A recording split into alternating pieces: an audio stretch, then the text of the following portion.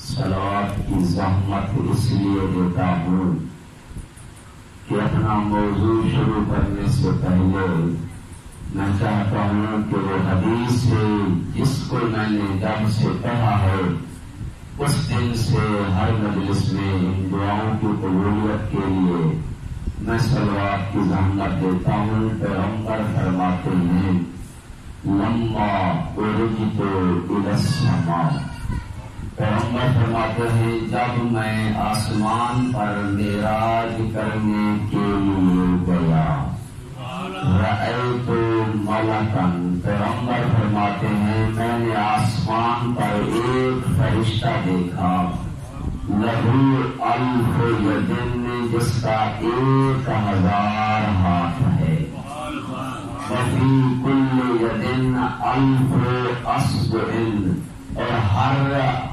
हाथ के अंदर 1000 उंगली है। आसमानों पे मैंने एक फरिश्ता देखा जिसका 1000 हाथ और हर हाथ में 1000 उंगली, वफी कुल्ल अस्बुइन अल्फ तस्बीहिन, और हर उंगली के अंदर 1000 तस्बीह है। रअयतु तुहसा, पैगंबर फरमाते हैं मैंने देखा वो फरिश्ता कुछ गिन रहा है, कुछ शुमार कर रहा है। मैं उसके करीब गया, उससे सलाम किया, उसने जवाब दिया वसअलतु अन्हु, और मैंने उससे सवाल किया कि मा तुहसा अय्युहल मलकुल मुकर्रब, ऐ अल्लाह के फरिश्ते तेरी इतनी बड़ी ताकत है, 1000 हाथ और हर हाथ में 1000 उंगली, और हर उंगली के अंदर 1000 तस्बीह है, और जो गिन रहा है क्या गिन रहा है? कहता है मुझे वल्लही, मुझे कसम है कि जो कुछ अल्लाह ने इस कायनात में खल्क किया है मैं सब कुछ शुमार कर सकता हूँ। जितने दरख्त हैं और दरख्तों पे जितने पत्ते हैं, चाहे जमीन के अंदर जितनी रेत है और जितनी रेत के ज़र्रात हैं, समंदरों में जितनी पानी है और जितनी पानी के कतरे मौजूद हैं, मैं सब कुछ शुमार कर सकता हूँ। जब बारिश आती है मैं शुमार कर लेता हूँ कि बारिश की कितनी कतरे ज़र्रात में पड़े हैं, कितनी कतरे समंदरों में पड़े हैं, कितनी कतरे दरियाओं में पड़े हैं, कितनी कतरे रेगिस्तान में पड़े हैं। पैगंबर ने फरमाया अच्छा मुझे इतना बता कि इतनी ताकत के बावजूद कुछ ऐसी चीजें भी हैं कि जिसे तू शुमार न कर सके। कहते वल्लज़ी बियदिही, कहते मुझे कसम है उस जात की कि जिसके कब्ज़े कुदरत में मेरी जान है। शैआन, अल्लाह ने 2 चीजें ऐसी खल्क की हैं, ऐसी बनाई है कि उन्हें मैं शुमार नहीं कर सकता।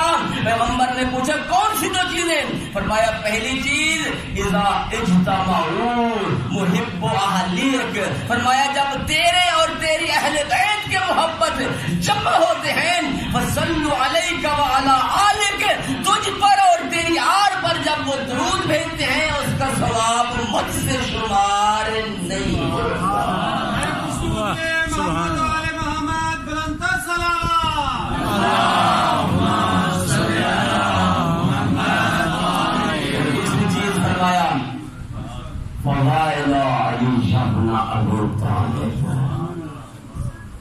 दूसरी चीज कि अमीर उल मोमिनीन अली इब्न अबी तालिब अलैहिस्सलाम को अल्लाह की जात ने इतनी बड़ी कमालात, मनाक़िब और फज़ाइल अता किए हैं कि इतनी बड़ी ताकत के बावजूद मैं उनका 10वां हिस्सा भी शुमार नहीं कर सकता।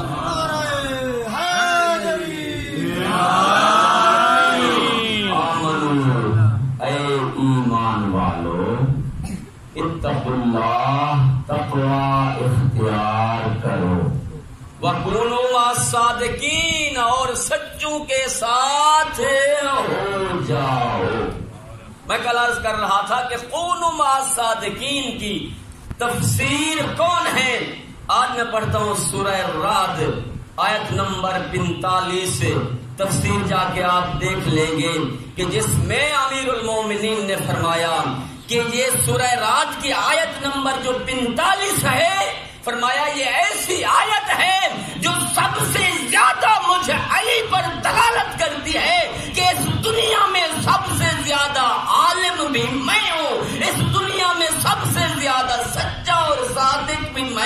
ولی ہوں. سورہ رعد ارشاد رب العزت ہوتا ہے یقول الذین کفروا، اے میرے حبیب یاد کرو اس وقت کو کہ جب کافرین آئے اور آ کے کہنے لگے لست مرسلا، تو اللہ کا رسول نہیں ہے. کافرین آئے اللہ کے حبیب کے پاس اور آ کر کہا کہ لست مرسلا، تو اللہ کا رسول نہیں ہے. اس وقت قرآن کی آیتیں قل، اے میرے حبیب انہیں کہہ دے قل کفا باللہ شہیدا بینی و بینکم ومن عندہ علم الکتاب.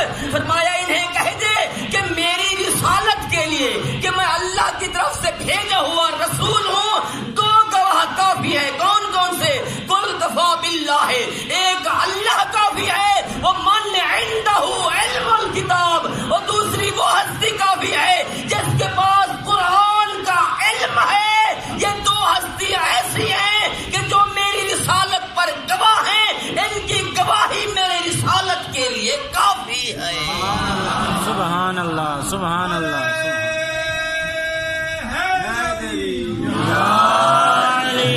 اور فرمایا من عنده علم الکتاب. دو کتابوں کا حوالے دے جا رہا ہوں. تفسیر سالبی ہمارے برادران اہل اسلام کی بہت بڑی تفسیر ہے، اس کے اندر یہ درج ہے. دوسری کتاب ینابیع المودہ، ہمارے برادران اہل اسلام کی یہ بھی کتاب ہے ینابیع المودہ.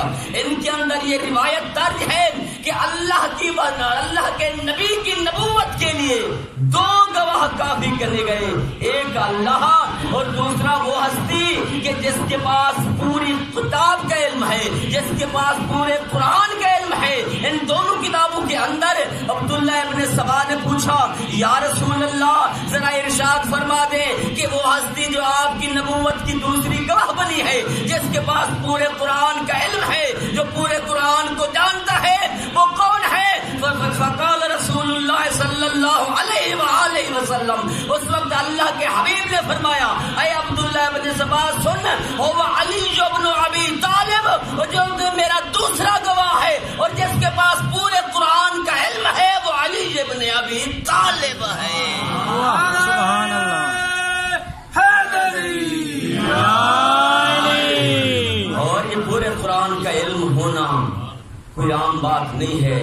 سورہ نمل جا کے دیکھیں آپ کہ جب ایک دفعہ حضرت سلیمان علیہ السلام کے پاس ہر روز پرندے آتے تھے اور ان سے حضرت سلیمان گفتگو کیا کرتے تھے. سورہ نمل جا کے تفسیر دیکھ لیں گے آپ، صبح کی نماز کے بعد تفسیر دیکھتے ہوں گے. اور ایک دفعہ ہد نہیں آیا، دیر کی. اس نے حضرت سلیمان علیہ السلام نے فرمایا میں ہد کو نہیں دیکھ رہا. کیوں اس نے دیر کی ہے؟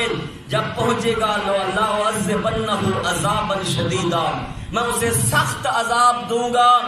تاریخ نے لکھا، مفسرین نے لکھا تھوڑی دیر کے بعد ہد پہنچا. جناب سلیمان علیہ السلام غصہ کیے ہوئے ہیں، ان سے پوچھا جناب سلیمان نے کہ اے ہد تیرے آنے میں تاخیر کیوں ہوئی ہے، تو دیر سے کیوں آیا ہے؟ تو اس نے پورا قصہ سنایا کہ ملکہ سبا کا سارا. اس نے قصہ بتایا کہ وہاں گیا تھا، میں نے کچھ لوگوں کو دیکھا، عجیب مخلوق تھی، وہ شمس کی پوجا کرتے تھے، خدا کی جگہ پر وہ شمس کو سورج کو سجدہ کیا کرتے تھے. پورا قصہ سنانے کے بعد جناب سلیمان نے دیکھ کر فرمایا کون ہے تم میں سے جو تخت بلقیس کو بہت جلدی میرے پاس لے آئے. قرآن کہتا ہے اس وقت ایک جن اٹھا جس کا نام کبریت لکھا گیا ہے. اس نے کہا کہ اے سلیمان نبی تیرے اٹھنے سے پہلے میں تخت بلقیس کو یہاں حاضر کر دوں گا. جناب سلیمان نے فرمایا نہیں یہ دیر ہے، اس سے جلدی کوئی بلا لا کے لائے. اس وقت ایک نے لکھا کہ عاصف بن برخیہ کھڑا ہوا اور دیکھ کر فرمایا اے سلیمان نبی میں تیری آنکھ کے پلک جھپکنے سے پہلے تو آنکھ کی پلک نہیں جھپنے گی کہ میں یہ تخت بلقیس یہاں لا کے دوں گا. قال عنده علم من الکتاب، اور فرمایا کہ عاصف بن برخیہ وہ ہے جس کے پاس قرآن کے تھوڑے حصے کا علم تھا، جس کے پاس قرآن کے کچھ حصے کا علم تھا. اور اس کی طاقت اتنی ہے کہ ہزاروں میلوں کی مسافت سے آنکھ کی پلک جھپکنے سے پہلے تخت بلقیس منگا سکتا ہے. تو جس کے پاس پورے قرآن کا علم ہے اس کی طاقت یا اللہ جانے یا اللہ کا نبی جانے. سبحان اللہ فرماتے ہیں بلو قضیت محمد وآل محمد بلند تر سلام اللہم صلی علی میرے مولا نے فرمایا اگر کسی کے دل میں میرے لیے دشمنی نہ ہو اور وہ اپنے دل میں میرے لیے نفاق نہ رکھتا ہو، منافقت اور میرے لیے اپنے دل میں دشمنی نہ رکھتا ہو، اگر مجھے سمجھنا چاہتا ہو تو سورہ رعد کی آیت نمبر 45 پڑھ لے، اسے سمجھ آئے گا کہ نبی کے بعد سب سے بڑا عالم بھی میں علی ہوں، سب سے بڑا سچا بھی میں علی ہوں۔ یہی وجہ فرمایا بلو قضیت الوسادہ، اگر مسند قضا بچھا دی جائے وجلست علیہ علی بن ابی طالب، اور مسند قضا پر علی بن ابی طالب بیٹھ جائیں، واسألن بین اہل التوراۃ بتوراتہم وبین اہل الانجیل بانجیلہم وبین اہل الفرقان بفرقانہم بین اہل الزبور بزبورہم، فرمایا مسند قضا بچھا دی جائے اور علی بن ابی طالب اس پہ بیٹھ جائیں، تورات والے آ کر تورات سے پوچھے، زبور والے آ کر زبور سے پوچھے، انجیل والے آ کر انجیل سے پوچھیں، قرآن والے آ کر قرآن سے پوچھیں، واللہ علی ایسا جواب دے گا کہ بولنے والا نہیں بلکہ قرآن، تورات، انجیل، زبور ہر کتاب میری گواہی دے کے کہے گی صدقت یا علی، اور یا علی تو نے ایسے کہا ہے جیسے بے عین ہی میرے اندر موجود ہے۔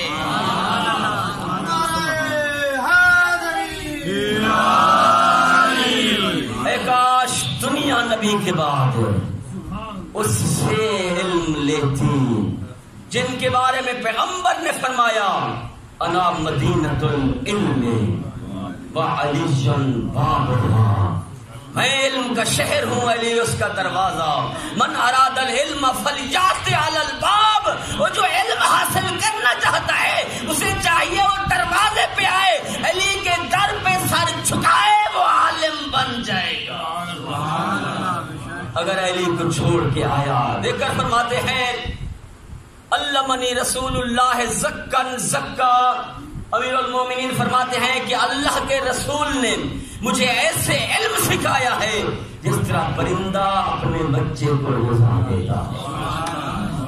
میں کہتا ہوں مولا آپ یہاں پہ یوں بھی بیان کر سکتے تھے کہ اگر مجھے اللہ کے نبی نے ایسے علم سکھایا جس طرح ماں اپنے بچے کو دودھ دیتی ہے، نہیں فرمایا بلکہ فرمایا مجھے اللہ کے حبیب نے ایسے علم دیا ہے جس طرح پرندہ اپنے بچے کو غذا دیتا ہے، ماں کے ساتھ تشبیہ نہیں دی بلکہ پرندے کے ساتھ تشبیہ دی۔ کیوں فرمایا؟ اس وجہ سے کہ جب ماں کو غذا ملتی ہے وہ اور شکل میں ہوتی ہے، جب وہ بیٹے کو دیتی ہے اس کی شکل بدل جاتی ہے، لیکن جیسے پرندے کو غذا ملتی ہے وہ اپنی چونچ میں لیتا ہے بغیر کسی تبدیلی کے، اسی غذا کو جا کے اپنے بچے کے منہ میں دیتا ہے۔ فرمانا یہ چاہتے ہیں کہ جیسے اللہ کے حبیب کو اللہ کی طرف سے علم ملا اور بغیر کسی تبدیلی کے اللہ کے حبیب نے وہ علم میری طرف منتقل کر دیا۔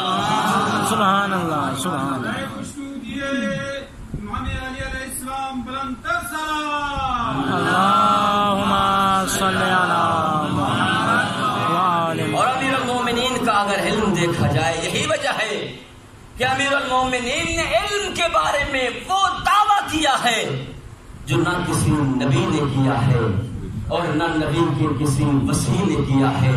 دیکھ کر فرماتے ہیں ایھا الناس سلونی سلونی قبل ان تفقدونی، اے دنیا والوں مجھے علی سے پوچھو اس سے پہلے کہ میں علی اس دنیا سے چلا جاؤں، انی عالم طرق السماء من طرق الارض، میں علی آسمانوں کے راستے زمین کی نسبت بہتر جانتا ہوں۔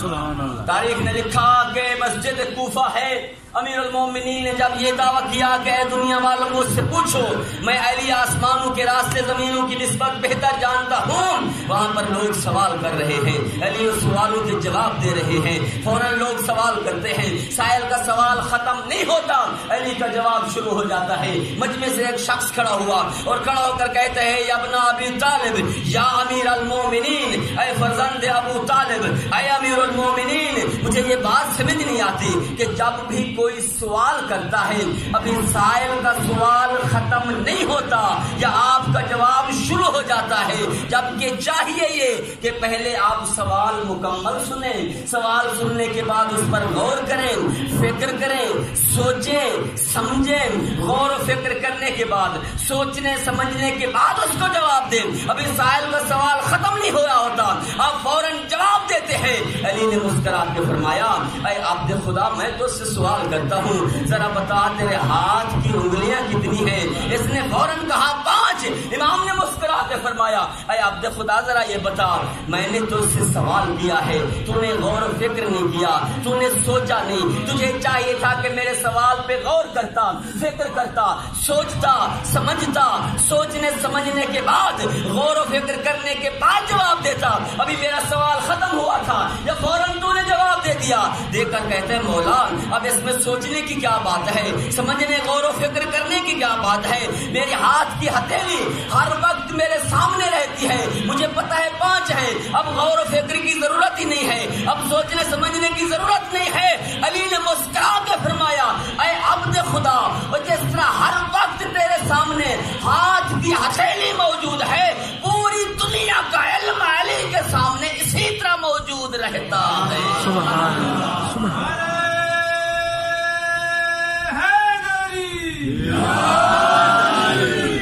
بہار الانوار جا کے دیکھ لینا۔ علامہ باقر مجلسی لکھتے ہیں جب امیر المومنین نے یہ دعویٰ کیا سلونی سلونی قبل ان تفقدونی انی عالم ترک السماء من ترک الارض، میں علی آسمانوں کے راستے زمین کی نسبت بہتر جانتا ہوں، زیادہ جانتا ہوں۔ تو وہاں پر کچھ لوگ کہنے لگے آپس میں کہ علی نے دعویٰ تو بڑا کر دیا ہے کہ آسمانوں کے راستے میں علی جانتا ہوں، اگر علی کو پتہ ہے ان میں سے کوئی آسمانوں کے راستے جاننے والا نہیں ہے، اگر آج ہم آسمانوں کے راستے جانتے ہوتے تو علی سے پوچھتے، امتحان لے لیتے کہ علی آسمانوں کے راستے بہتر کیسے جانتا ہے، کیونکہ علی کو پتا ہے کہ ان میں سے کوئی نہیں جانتا، اسی وجہ سے بڑا دعویٰ کر دیا۔ اب تاریخ نے لکھا، علامہ باقر مجلسی لکھتے ہیں اتنا بات بھی علی کی مخالفت میں اللہ کو قبول نہ ہوئی، فرمایا اے جبرائیل امین آسمان چھوڑو زمین میں جاؤ، اس مجمع کے درمیان انسانی شکل میں کھڑے ہو کر علی سے آسمانوں کے بارے میں سوال کرو۔ اب تاریخ نے لکھا، علامہ باقر مجلسی لکھتے ہیں کہ اسی وقت جناب جبرائیل امین اس مجمع کے درمیان آئے، انسانی شکل میں کھڑے ہوئے اور دیکھ کر فرمایا یا علی آپ نے دعویٰ کیا ہے کہ میں علی آسمانوں کے راستے زمین کی نسبت بہتر جانتا ہوں، یا علی آپ بتا سکتے ہیں اس وقت جبرائیل امین کہاں موجود ہے؟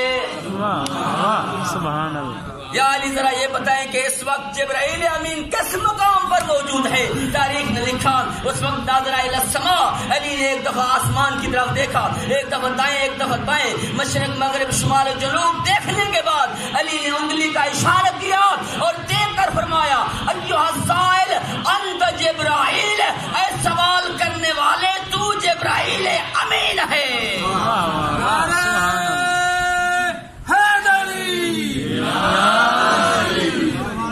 اب تاریخ اب تاریخ کا جملہ سنتے جائیے، جیسے آپ نے سن کے کہ جبرائیل امین فرمایا تو ہے، جیسے علی نے کہا جتنے دیکھنے والے تھے پھر اسے نہ دیکھا جو سوال کر رہا تھا۔ جب سوال کر رہا تھا سب دیکھ رہے تھے کہ ایک انسان کھڑا ہوا ہے اور سوال کر رہا ہے، جیسے علی نے اشارہ کیا کہ انت جبرائیل، تو جبرائیل امین ہے۔ اب جیسے علی کے لفظ ختم ہوئے وہ انسان وہاں پہ موجود نہ تھا، سائل موجود نہ تھا، آپ نے تو اس طرح داد دی نعرہ حیدری یا علی کہہ کر، لیکن اس وقت پورے مجمع چاہے اپنے تھے چاہے پرائے تھے چاہے اعتراض کرنے والے تھے، سب نے یہ دیکھ کے کہا یا علی انت ولی اللہ و خلیفۃ رسول اللہ حقا حقا، اے علی تو اللہ کا ولی بھی ہے، اللہ کے رسول کا خلیفہ حق اور حق ہے۔ سبحان اللہ، سبحان اللہ۔ نعرہ حیدری، یا علی، نعرہ حیدری، یا علی، یا علی۔ علم کے بارے میں محمد بلند سلام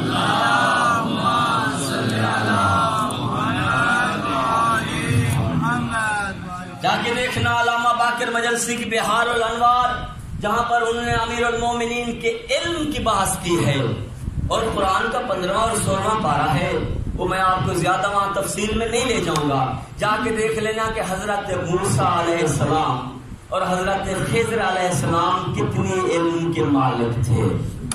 ان دو نبیوں کا علم دیکھنا ہے، اور بالخصوص حضرت خضر علیہ السلام کا علم دیکھنا ہے تو 15واں پارے کی انتہا آخری حصہ اور 16ویں پارے کی ابتدا، وہاں جا کے دیکھ لینا کہ ان دو نبیوں کا علم کتنا بلند تھا۔ اب علامہ باقر مجلسی لکھتے ہیں کہ یہ دونوں نبی جب حضرت موسیٰ گئے حضرت خضر علیہ السلام کے پاس علم سیکھنے کے بعد دریائے نیل پہ کھڑے ہوئے ہیں، اب چاہتے ہیں حضرت خضر علیہ السلام جو استاد ہیں حضرت موسیٰ علیہ السلام کے، ان سے اجازت لیں اور واپس جائیں کہ علم حاصل کر لیا ہے، اب اجازت لینا چاہتے ہیں۔ علامہ باقر مجلسی لکھتے ہیں کہ یہاں دونوں نبی کھڑے ہوئے ہیں، یا دیکھا ایک پرندہ آیا دریائے نیل سے، اس نے پانی کی چونچ بھری، پانی چونچ کے اندر ایک قطرہ لیا، وہ قطرہ آسمان کی طرف پھینکا، پھر ایک قطرہ لیا زمین کی طرف پھینکا، پھر ایک قطرہ لیا مشرق، پھر ایک قطرہ لیا مغرب، پھر ایک قطرہ لیا شمال، پھر ایک قطرہ لیا جنوب، پھر ایک پانی کا قطرہ لیا، اور لینے کے بعد ان دونوں نبیوں کی طرف پھینکا۔ تاریخ نے لکھا جیسے علامہ باقر مجلسی لکھتے ہیں دونوں نبی تھے، سمجھ گئے یہ پرندہ جو ہے یہ عام پرندہ نہیں ہے، بلکہ ہمیں کچھ سمجھانا چاہتا ہے، خدا کی طرف سے ہمارے پاس بھیجا گیا ہے، ہمیں سمجھانا چاہتا ہے۔ اب سمجھانا کیا جا رہا ہے؟ علامہ باقر مجلسی لکھتے ہیں یہ دونوں نبی حیران ہو پریشان کھڑے ہوئے ہیں کہ یہ پرندہ کے جو یہ عمل ہے، پانی کا قطرہ کبھی آسمان کی طرف، کبھی زمین کی طرف، کبھی مشرق کبھی مغرب، کبھی شمال کبھی جنوب، کبھی وہ قطرہ لے کر ہماری طرف پھینکتا ہے، یہ ہمیں عمل کر کے بتانا کیا چاہ رہا ہے؟ اب مورخین لکھتے ہیں اس وقت جبرائیل امین آئے اور جناب خضر علیہ السلام کو آ کے کہا اے اللہ کے نبی پریشان ہونے کی ضرورت نہیں ہے، گھبرانے کی ضرورت نہیں ہے، یہ پرندہ تمہیں سمجھا یہ رہا ہے کہ آخری نبی ہوگا جس کا نام احمد و محمد ہوگا، اس کا ایک مسیح ہوگا جس کا نام علی ہوگا، اور اس نبی کی سلطنت،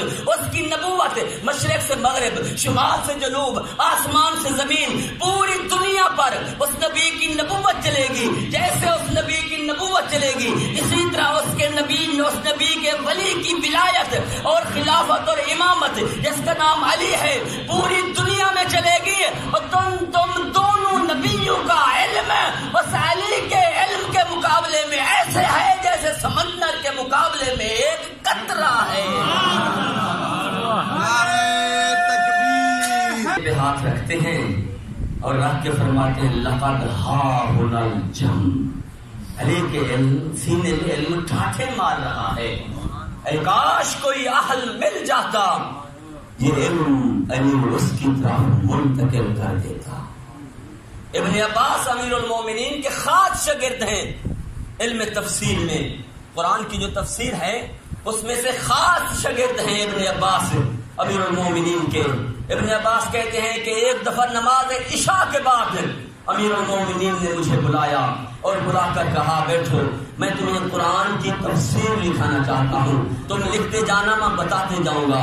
ابن عباس کہتے ہیں کہ علی نے پڑھا بسم اللہ الرحمن الرحیم، پڑھنے کے بعد بسم اللہ کی با کی تفسیر علی نے شروع کی، نماز شب کا وقت پہنچا ابھی تک بسم اللہ کی با کی تفسیر ختم نہ ہوئی، اور وہ امیر المومنین نے دیکھ کر فرمایا اے ابن عباس اگر نماز شب کی مجبوری نہ ہوتی تو علی تجھے بسم اللہ کی با کی تفسیر بتاتے جاتا اور تو لکھتے جاتا، 70 اونٹ کتابوں سے لد جاتے، بسم اللہ کی با کی تفسیر ختم نہ ہوتی۔ سبحان اللہ۔ ابن عباس دیکھ کر کہتے ہیں مولا یہ تو بہت بڑی تفسیر ہو جائے گی کہ بسم اللہ کی با کی تفسیر اتنا بڑی کہ 70 اونٹ کتابوں سے لد جائیں گے، پھر بھی بسم اللہ کی با کی تفسیر ختم نہیں ہوگی. علی کے پاس اتنا علم ہے.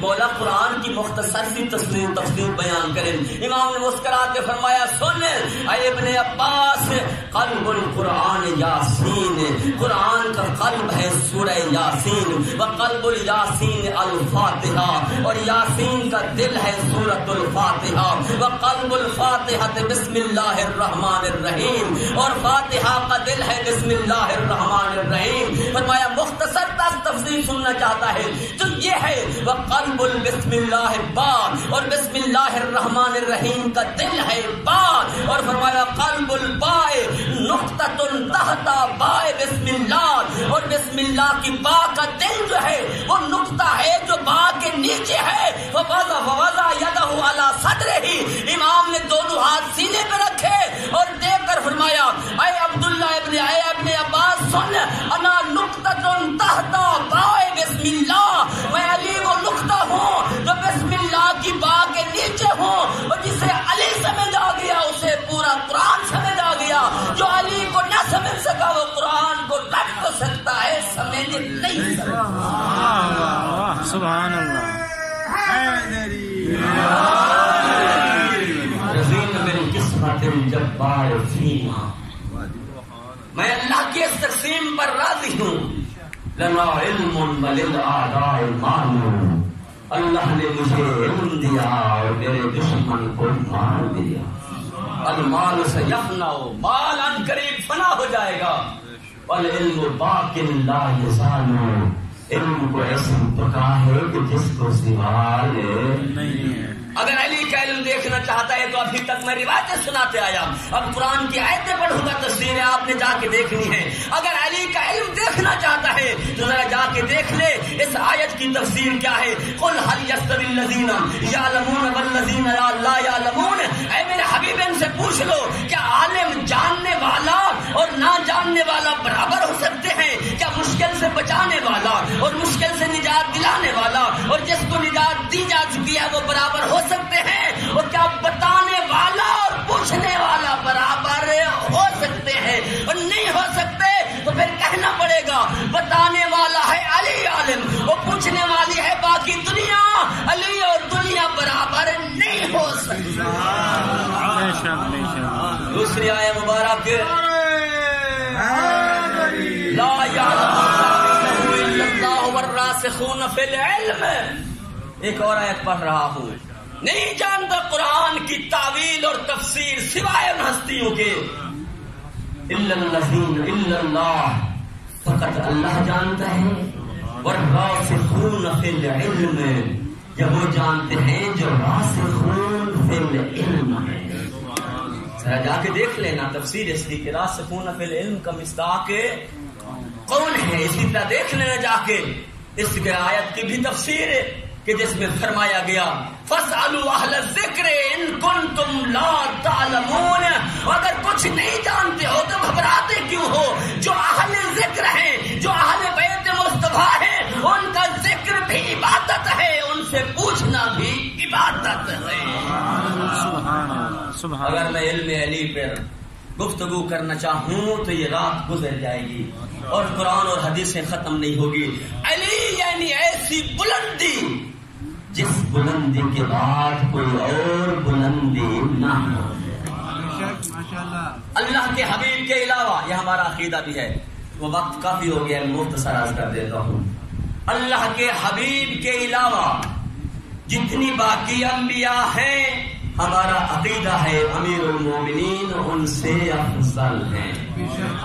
ایسے ہے نا ہمارا عقیدہ، قرآن ہے، حدیثیں ہیں، روایات ہیں. فقط اللہ کے حبیب سے افضل نہیں ہے، بلکہ فرماتے ہیں انا عبد من عبید محمد، میں علی محمد کے غلاموں میں سے ایک غلام. ہاں میرے دوست فرمایا، میں عرض کر رہا تھا کہ امیر المومنین ایسی بلندی کا نام ہے. العلی هو الاعلی، علی ایسی بلندی کا نام ہے کہ جس سے پڑھ کر اللہ کے حبیب کے علاوہ دنیا میں کوئی اور بلندی نہ ہو. اور میں تاریخ کا جملہ کہہ رہا ہوں کہ شاید کوئی دنیا والا علی کا نام علی رکھتا تو ممکن تھا لوگ کہہ دیتے کہ علی اس چیز میں بلند نہیں ہے. علی کا نام کسی دنیا والوں نے نہیں رکھا، علی کا نام اللہ نے علی رکھا ہے. کتاب منتہی الاعمال حوالہ دے کے جا رہا ہوں. منتہی الاعمال لکھی ہوئی شیخ عباس قمی علیہ الرحمہ کی، وہ اپنی کتاب کے اندر منتہی الاعمال کے اندر درج کرتے ہیں کہ علی کا نام دنیا میں کسی نے علی نہیں رکھا. وہ لکھتے ہیں جب امیر المومنین کی ولادت ہوئی، اللہ کے حبیب نے علی کو بیت اللہ سے لیا، تفسیر میں نہیں لا لیا، بیت اللہ سے لیا، تفسیر میں نہیں جا رہا، لیا اور لے کے آئے گھر میں. ابو طالب علیہ السلام کیا، اللہ کے رسول کو مبارک دی، اور اللہ کے رسول نے بھی ابو طالب کو مبارک دی. ابو طالب دیکھ کر فرماتے ہیں یا رسول اللہ، اس بچے کا نام آپ نے کیا رکھا ہے؟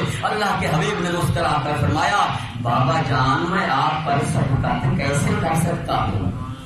بابا جان میں آپ پر شفقت نہیں کر سکتا تھا کہ آپ کے مشورے کے بغیر اس کا نام رکھوں. جناب ابو طالب نے مسکرا کر فرمایا جب آپ نے مجھ پہ شفقت نہیں کی تو اے مصطفیٰ اس بچے کو مجھے دو، اس کا نام بھی وہ رکھے گا جس کے گھر میں آیا ہے. منتہی الاعمال میں لکھا شیخ عباس قمی علیہ الرحمہ نے اس وقت رسول خدا سے لیا. ابو طالب نے علی کو اپنے ہاتھوں میں لیا. 3 دن کی علی ہے اور کوہ ابو کویس عرب میں ایک پہاڑی ہے، وہاں پہ لے آئے. آ کر علی کو کوہ ابوس پہ ابو طالب نے سلایا اور دونوں ہاتھ دعا کے بلند کیے اور دعا مانگ کے کہا یا رب ذل غسق الدجی والقمر المبتلز المجید بین لنا بحکمک المقضی بعض ترا اسم السبی. اے وہ ذات جو رات کو دنوں میں تبدیل کرتی ہے، دنوں کو رات میں تبدیل کرتی ہے، بین لنا بحکمک المقضی، اپنے طے شدہ فیصلے سے بتا دے ماذا ترا اسم السبی، اس بچے کا نام تو نے کیا رکھا ہے؟ سبحان اللہ. سبحان اے وہ ذات جو دن کو راتوں میں، رات کو دنوں میں تبدیل کرتی ہے، اب تو اپنے طے شدہ فیصلے سے بچا کہ یہ بچہ تو تیرے گھر میں آیا ہے، تو نے اس بچے کا نام کیا رکھا ہے؟ اس وقت تاریخ نے لکھا حاتم غیبی کی آواز آئی یا اہل مصطفی النبی خصصتم بولد ذکی اسمہ شامخ علی والعلی نشتک من العلی. یا اہل بیت رسول، اہل بیت رسول کے خاندان کے اے ابو طالب خصصتم بولد ذکی، اللہ نے تجھے پاک کو پاکیزہ بیٹا عطا کیا ہے، اس کا نام میں نے علی رکھا ہے. میں اعلیٰ ہوں، اسے دنیا میں علی بنا کے مجھے جانا ہے. سبحان اللہ سبحان اللہ.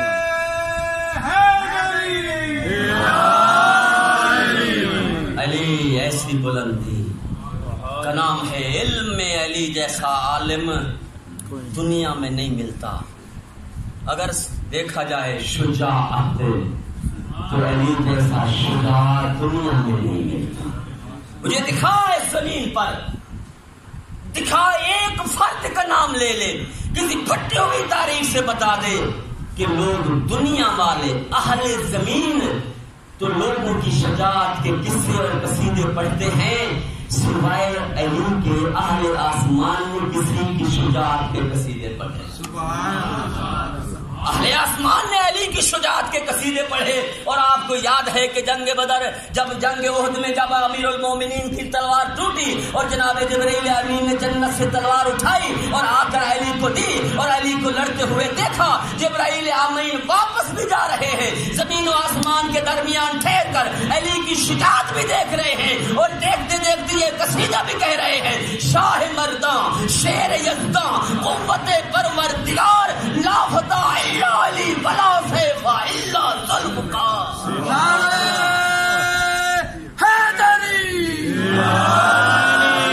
چھوڑ دی میں نے علی کی باقی شجاعت. اہل آسمان جبرائیل امین جن کی شجاعت کے قصیدے پڑھے اسے علی کہتے ہیں. اگر سخاوت میں دیکھا جائے تو علی جیسا سخی دنیا میں نہیں ملتا. تاریخ گواہ ہے کہ امیر المومنین کے ماننے والا ہے، امیر کے سامنے آیا اور آ کر جو ہے حاتم طائی کی شجاعت کے قصے اس نے بیان کیے، سخاوت کے قصے شروع کر دیے اور دیکھ کر کہتے ہیں مولا حاتم بڑا سخی تھا، بہت بڑا سخی تھا، اتنا سخی تھا کہ اس نے اپنے گھر کے 40 دروازے بنائے ہوئے تھے. اگر کوئی سائل ان 40 دروازوں سے مانگ لیتا تو پھر پوری زندگی کسی اور کے گھر میں نہ جاتا. امام نے دیکھ کر فرمایا ہے عبد خدا اس میں سخاوت کی کیا بات ہے؟ اگر کسی سائل کو دینا اتنا ہے کہ ایک گھر سے دوسرے گھر میں نہ جائے تو پھر 40 کیوں پھراتے ہو؟ وہ ایک دروازے سے اتنا عطا کرو کہ دوسرے دروازے پر نہ جانا.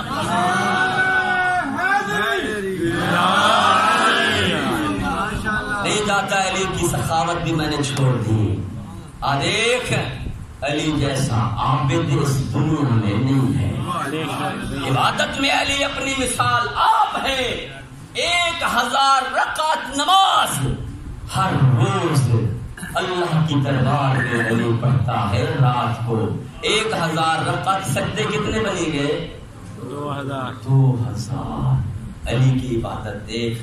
2000 سجدہ ہر روز اللہ کی دربار میں کرنے کے بعد علی فرماتا یہ ہے الہی ما عبدت حق عبادت.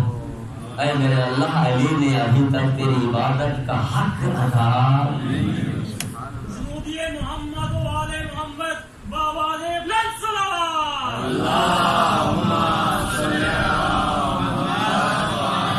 2000 سجدہ کرنے کے بعد گریا کرتے ہوئے فرماتے ہیں الہی ما عبدت حق عبادت. اے الہی اے میرے خدایا علی نے تیری عبادت کا حق ادا نہیں کیا. اور دل کر فرماتے ہیں الہی ما عبدتک طمعا فی الجنہ ولا خوفا من النار. اے میرے خدایا علی جنت کی لالچ میں بھی تیری عبادت نہیں کرتا، علی جہنم کے ڈر سے بھی تیری عبادت نہیں کرتا. وہ جنت کی لالچ میں کیسے عبادت کرے؟ جنت کے جوان آنے کے سردار میرے بیٹے ہیں، میں ان سے افضل ہوں. جہنم کے ڈر سے بھی عبادت نہیں کرتا کیونکہ جہنم و جنت کا تقسیم کرنے والا میں علی ہوں. بل عبدتک وجدتک اہلا للعبادہ. علی تجھے سجدہ اس لیے کرتا ہے تو لائق سجدہ ہے. سبحان اللہ.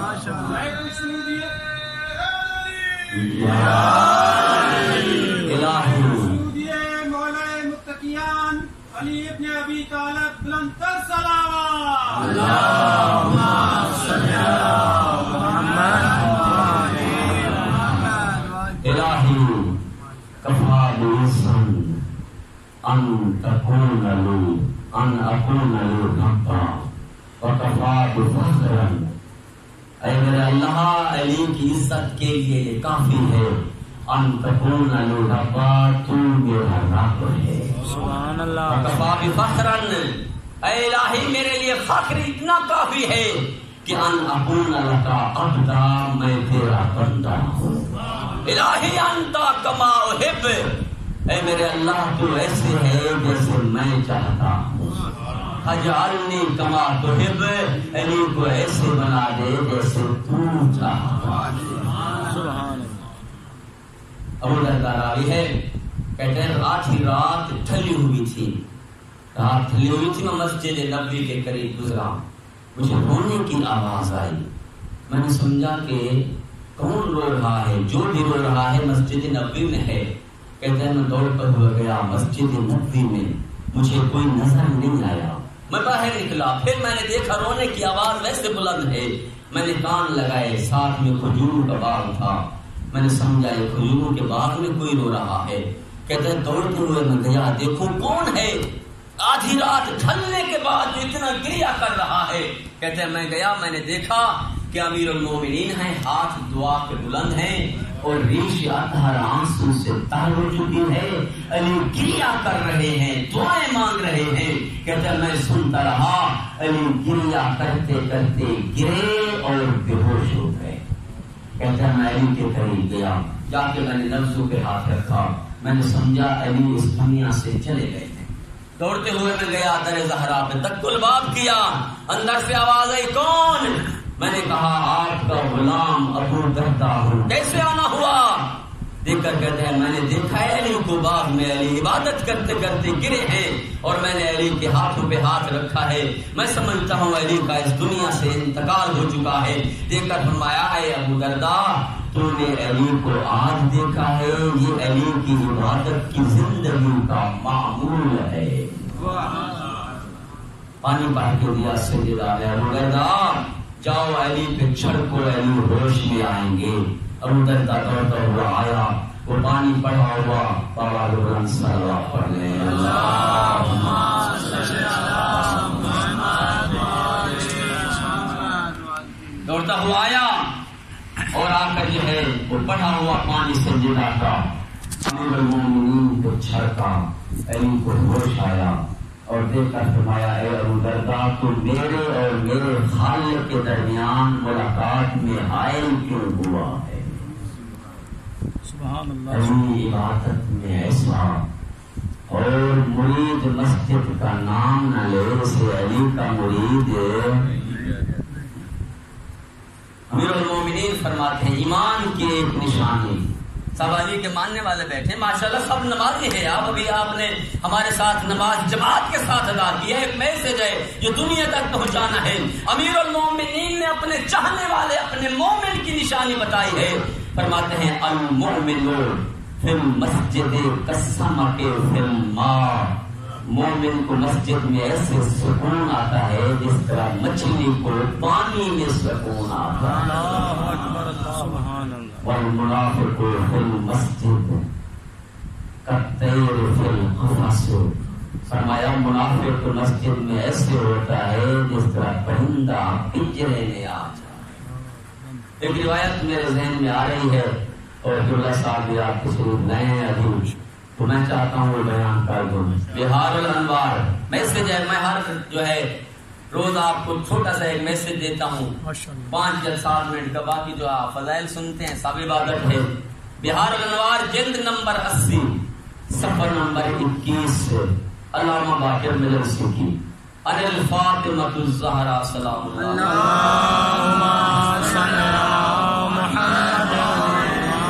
روایت جو ہے سیدہ بطول سے ہے۔ بیوی فرماتی ہیں انہا سالت اباہا محمدن صلی اللہ علیہ وآلہ، بیوی نے اپنے بابا رسول سے سوال کیا، یا بتا بابا جان، مال من تہاونا بصلاتہ من الرجال والنساء، کوئی مرد یا عورت اپنی نماز میں سستی کرے تو اس کا حال کیا ہوگا؟ فقال الرسول، اللہ کے حبیب نے فرمایا، من تہاونا بصلاتہ من الرجال والنساء، کوئی مرد یا عورت، اے میری بیٹی، کوئی مرد یا عورت اگر اپنی نماز میں سستی کرتا ہے، ابتلاء اللہ بخمسہ عشرہ خصال، اللہ اسے 15 قسم کے عذابوں میں مبتلا کر دیتا ہے۔ 6 فی الدنیا، 6 عذاب دنیا میں، 3 عند الموت، 3 عذاب مرنے کے بعد، 3 فی القبر، 3 عذاب قبر میں، 3 اذا خرج من قبرہ الی یوم القیامہ، 3 عذاب میدان محشر میں دیے جائیں گے اسے جو اپنی نماز میں سستی کرتا ہے، پڑھتا ہے سستی۔ پہلے قرآن کی 4 آیتیں پڑھ کے بتا چکا ہوں کہ 4 لوگوں کو شفاعت نصیب نہیں ہوگی۔ فرمایا وہ 6 عذاب جس دنیا میں آئیں گے، پہلا یرفع اللہ البرکۃ من رزقہم، ایسے لوگوں کے رزق سے برکت ختم ہو جاتی ہے۔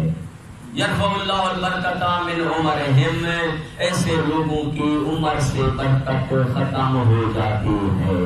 یمحو اللہ سماء الصالحین عن وجہہم، ایسے لوگوں کے چہروں سے اللہ کی ذات نیک لوگوں کی نشانیاں ختم کر دیتی ہے۔ کل یعمل لا یوجر علیہ، چوتھا عذاب جتنی اعمال کر کے لائے نماز میں سستی کرنے والا، ان کا اجر اسے نہیں دیا جائے گا۔ لا یرتفع دعاؤہ الی السماء، جو نماز میں سستی کرتا ہے اس کا 5واں عذاب اس دنیا میں، اس کی دعا آسمان کی طرف نہیں اٹھتی۔ السادس، 6واں عذاب، لیس لہ حظ فی دعاء الصالحین، نیک لوگوں کو اپنی مشکلات بتا کے دعا کے لیے کہے گا، نیک لوگ بھی اس کے حق میں دعا کریں گے لیکن قبول نہیں۔ اما اللواتی عند الموت. 6 آپ نے سن لیے, جلدی سے باقی 9 میں بیان کرتا تو تفسیر میں نہیں جا رہا, فقط ترجمہ کرتا جا رہا ہوں. وہ انسان جو اپنی نماز میں سستی کرتا ہے, اور روایت میں نے عرض کی ہے سیدہ بطول سے ہے جس کا لقب ہے صدیقۃ الکبریٰ, اللہ کی سچی کنیز. فرمایا وہ عذاب جو مرنے کے وقت آئیں گے, انہو یموت ذلیلا, جو انسان نماز میں سستی کرتا ہے وہ ذلت کی موت مرے گا. انہو یموت جائعا, ایسا انسان بھوکا مرے گا. انہو یموت عطشانا, تیسرا عذاب ایسا انسان پیاسا مرے گا. وَلَوْ سُقِيَا أَنْهَارُ الدُّنْيَا لَمْ يُرَوِّ عَطْشَهَا, پیغمبر فرماتے ہیں اگر دنیا کی نہروں اور دریاؤں کا پانی اس نماز میں سستی کرنے والے کو مرنے کے وقت پلا دیا جائے, پیٹ پھٹ جائے گا, پیاس نہیں بجھے. اما اللواۃ فی القبر, وہ عذاب جو قبر میں آئیں گے جو انسان نماز میں سستی کرتا ہے. پہلا عذاب تو ضیق علیہ القبر, اس کی قبر اس پر تنگ کر دی جائے گی, اتنا تنگ ہوگی کہ دائیں کی پسلیاں بائیں اور بائیں کی پسلیاں دائیں. الثانی, دوسرا عذاب تکون الظلمۃ فی قبرہ, جو نماز میں سستی کرتا ہے اس کی قبر میں کبھی روشنی نہیں, ہمیشہ اندھیرا رہے گا. ان اللہ یوکل ملکا, 12واں عذاب آپ سن رہے ہیں, اللہ ایک فرشتہ معین کرے گا ان یزعجہ فی قبرہ فی علی اوقات الصلاۃ. فرمایا اس فرشتے کے ہاتھ میں جہنم کی آگ کا جلتا ہوا تازیانہ ہوگا. جب نماز کا وقت ہوگا, دن اور رات میں 5 مرتبہ قیامت کے آنے تک ہر روز اس کے سر میں جہنم کی آگ کا جلتا ہوا تازیانہ مار کے کہے گا, وہ جب نماز کا وقت ہوتا تھا تیرے پاس اللہ کی ملاقات کا ٹائم نہیں ہوتا تھا. اما اللواتی فی یوم القیامہ, وہ عذاب جو قیامت کے دن دیے جائیں گے وہ 3 عذاب. اور آخری فرمایا یحاسب علیہ حسابا شدیدا, ایسے انسان کا حساب جو ہے وہ سختی سے لیا جائے گا, حساب لینے میں کوئی نرمی.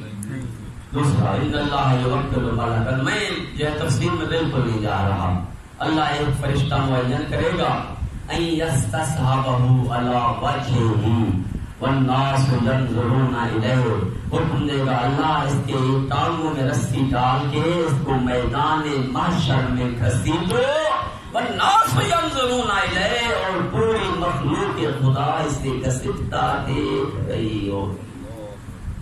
آخری فرمایا پھر اللہ حکم دے گا ان یدخلہ النار, اسے جہنم میں داخل کر دو. جب جہنم میں ڈالا جائے گا, پوچھا وہ اس سے سوال کرے گا مجھے کیوں جہنم میں ڈال رہے ہو؟ آواز آئے گی کوئی نماز کا تیرا گناہ ہے. کہتا میں نماز تو پڑھتا تھا, پھر مجھے کیوں سزا دی جا رہی ہے؟ قرآن کا حکم ہوگا اللہ کہنے سے پڑھ کے سلا دو, وَيْلٌ لِّلْمُصَلِّينَ الَّذِينَ هُمْ عَنْ صَلَاتِهِمْ سَاهُونَ, جہنم میں جائیں گے وہ نمازی جو نماز تو پڑھتے ہیں لیکن سستی کرتے. عرض کر رہا تھا علی جیسا عالم نہیں ہے, علی جیسا شجاع نہیں ہے, علی جیسا سخی نہیں ہے, علی جیسا عابد. آخری میرا جملہ 2 جملے مسائب کے پڑھوں گا اور قبلہ صاحب کے ممبر حوالے کر دوں گا. علی جیسا صابر تاریخ نے لکھا, میرے نہیں آیت اللہ شوستری کے جملے ہیں. وہ کہتے ہیں میں نے سنا یہ ہے خطبہ سے کہ حسین بہت بڑا صابر ہے, امام حسین بہت بڑا مظلوم ہے. کہتے ہیں لیکن جو کچھ میں نے پڑھا ہے علی سے بڑھ کر کوئی اور مظلوم نہیں ہے. کیوں؟ وہ کہتے ہیں اسی کی وجہ یہ ہے کہ جب تک حسین زندہ تھے کسی کوفی اور شامی کی جرأت نہیں تھی کہ خیمے کی طرف دیکھے, لیکن علی کی مظلومیت یہ ہے کہ علی بھی گھر کے اندر موجود تھے, در زہرا پہ آگ لگ گئی. علی بھی گھر کے اندر موجود تھے, زہرا کا پہلو زخمی ہوا. ہاضا داران حسین, علی نے بڑا صبر کیا ہے، لیکن تاریخ نے لکھا ایک مقام ایسا آیا کہ علی کا صبر ختم ہوا، علی بھی گریہ کرنے لگے۔ کہاں روایت لکھتی ہے کہ امیر المومنین جب جنگ صفین سے واپسی پر گزرے زمین کربلا سے، وہ جیسے میرے مولا کا گزر ہوا زمین کربلا سے، صحابی ساتھ علی کا گریہ بلند ہوا، علی روتے روتے زمین پہ بیٹھ گئے۔ وہ سائل سوال کرتا ہے مولا اس وقت کون سی مصیبت آئی ہے کہ آپ رو رہے ہیں؟ دیکھ کر فرمایا یہ وہ زمین ہے جہاں پر میرے بیٹے حسین کو 3 دن کا پیاسا مارا جائے گا، جہاں پر میری اولاد کو قتل کر دیا جائے گا۔ اجرکم علی اللہ ھذا داران حسین۔ اب زیادہ عرصہ نہیں گزرا، وقت وہ آیا کہ میدان کربلا میں اولاد علی پیاسی ہے، ہاتھوں میں خالی جام ہے، آلہ تش کی آوازیں ہیں۔ میرا جملہ نہیں ہے، علامہ علی نقن صاحب کا جملہ ہے۔ وہ کہتے تھے کربلا میں پیاس کا غلبہ اتنا تھا، وہ کربلا میں زندہ رہنا مشکل تھا، مر جانا آسان تھا۔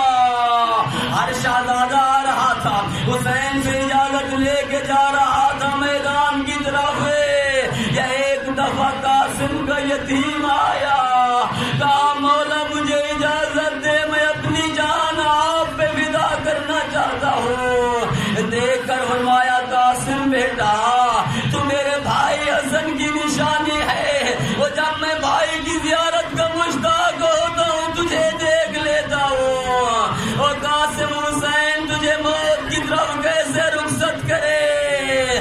اجرکم علی اللہ روایتیں کہتی ہے، لفظ المحموم نے جو میں نے روایت پڑھی ہے اس کو عرض کر رہا ہوں، شہزادہ قاسم نے ایک دفعہ اپنے ہاتھ رکھے حسین کے قدموں میں، کہا مولا تجھے مازارا کے زخمی پہلو کا واسطہ، وہ مجھے اجازت دے، میں موت کو جانا چاہتا ہوں۔ حسین نے اجازت دی، کہا جا ماں سے الوداع کر کے آؤ، جاؤ زینب ام کلثوم سے الوداع کر کے آؤ۔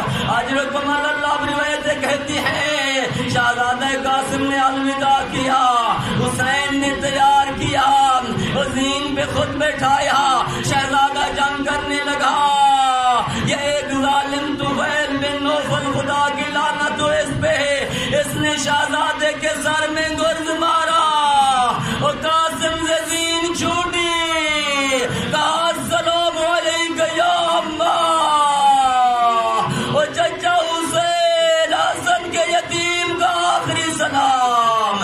حسین چلے، اب روایت کہتی ہے حسین کے آنے سے پہلے قاسم تقسیم ہو چکا تھا۔ حسین نے قاسم کی لاش اکٹھی کی، اب زمین پہ بچھائی، لے